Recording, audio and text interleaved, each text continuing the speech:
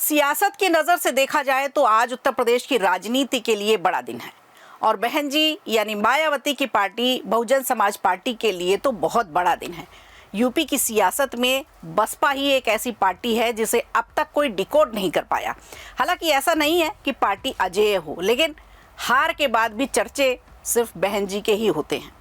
सवाल ये उठते हैं कि आखिर कमबैक कब होगा बहन जी का, बसपा कैसे फिर से सियासत में आ पाएगी। इसी सिलसिले में बसपा ने पार्टी संस्थापक काशीराम के 19वें परिनिर्वाण दिवस पर जबरदस्त रैली निकालकर एकदम से सियासी माहौल गरमा दिया है। इस रैली को मिशन 2027 का औपचारिक आगाज माना जा रहा है।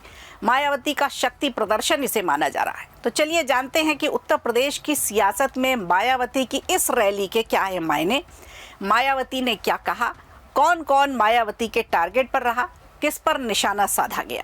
नमस्कार, मैं हूं संगीता श्रीवास्तव और आप देख रहे हैं खबर प्रधान।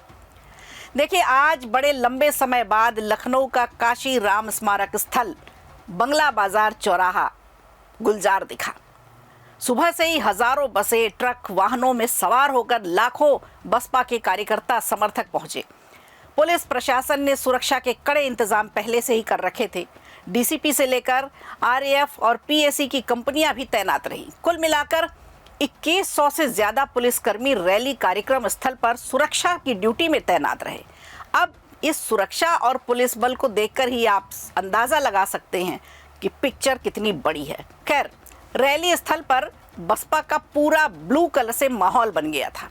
बैनर, पोस्टर, झंडे और जय भीम के नारे, यानी पूरा इलाका गूंज उठा।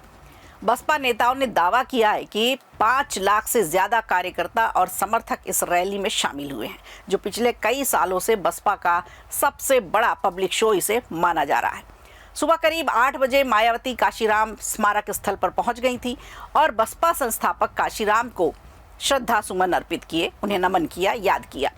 इसके बाद मंच पर पहुंचकर उन्होंने अपने भाषणों की शुरुआत की। बहुजन समाज को एकजुट करने की सबसे बड़ी अपील आज मंच से मायावती ने की।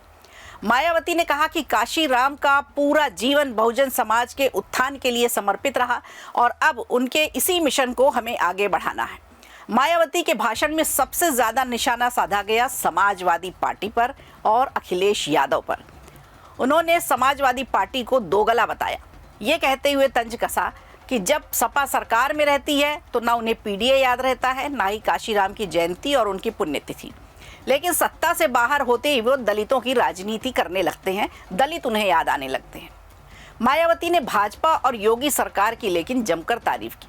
उन्होंने कहा कि सपा सरकार ने काशीराम स्मारक के टिकट से जो पैसे वसूले थे उसे दबा कर रख लिया, लेकिन भाजपा सरकार ने वही पैसा स्मारक की मरम्मत पर खर्च किया है। तो इस बात से मायावती खुश रहीं और इसीलिए उन्होंने योगी सरकार की तारीफ की। तो दोनों दल यानी समाजवादी पार्टी और बीजेपी पर मायावती ने एक बैलेंस अटैक बनाए रखा, लेकिन कांग्रेस को भी नहीं छोड़ा। कांग्रेस को भी इस मंच से कई बातें सुनाई। मायावती की इस रैली को बसपा की राजनीति की पुनर्वापसी का शंखनाद बताया जा रहा है। साल 2022 की बात करें तो चुनाव में बसपा सिर्फ 1 सीट लेकर आ पाई थी और 2024 के लोकसभा चुनाव की बात करें तो ये तो बहुत बुरा दौर रहा, क्योंकि एक भी खाता नहीं खुल पाया बसपा का।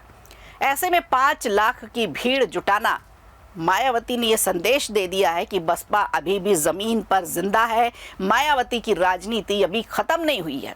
इस रैली के जरिए बसपा ने अपने कोर वोट बैंक दलित, पिछड़े और अल्पसंख्यक वर्ग को फिर से एक साथ साधने की कोशिश की, उन्हें एक साथ लाने की कोशिश की, खासकर जाटव और ओबीसी समुदाय जो पिछले कई दशकों से भाजपा और सपा की ओर खिसक गए थे।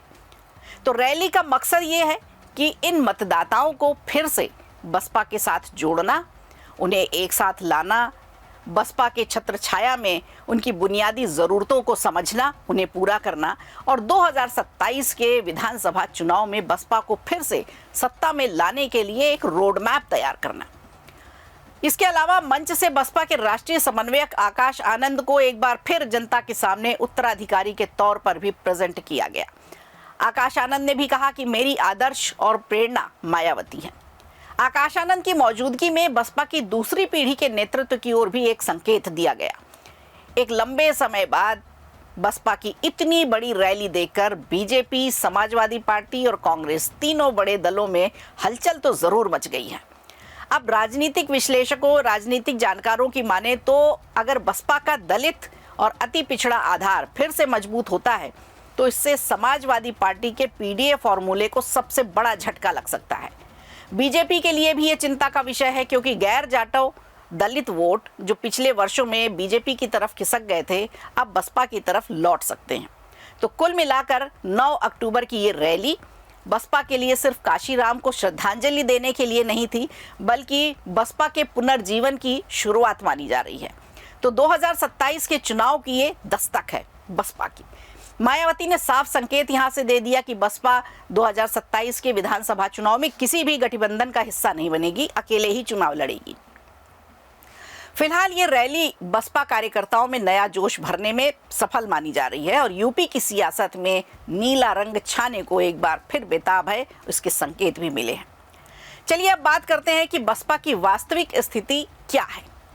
वर्तमान में देखें तो बसपा अभी उत्तर प्रदेश में 8 से 9% के आसपास देखी जा रही है, जबकि एक समय ऐसा था जब ये पार्टी 30% से ज़्यादा का वोट शेयर किया करती थी।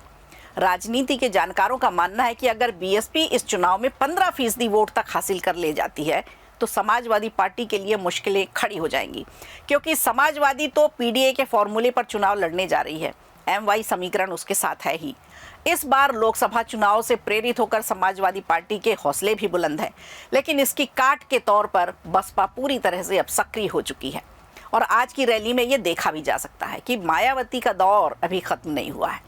तो बसपा के लिए सबसे पहला होमवर्क ये होना चाहिए कि पहले 6% वोट से बढ़कर 15% वोट शेयरिंग तक की पूरी तैयारी पर जोर दे, और इसके लिए कुछ ज़्यादा नहीं करना, 8 से 9% वोट बढ़ाने के लिए ही काम करना है, क्योंकि 6 से 7% तो उनके पास है ही।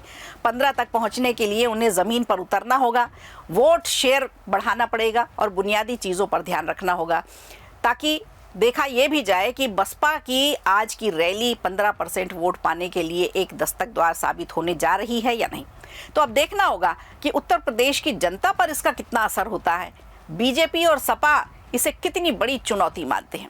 रहेगी इसी पर हमारी नज़र, बने रहिए खबर प्रधान के साथ। वीडियो अच्छा लगा हो तो लाइक कीजिए, शेयर कीजिए और कमेंट बॉक्स में हमें ज़रूर बताइए।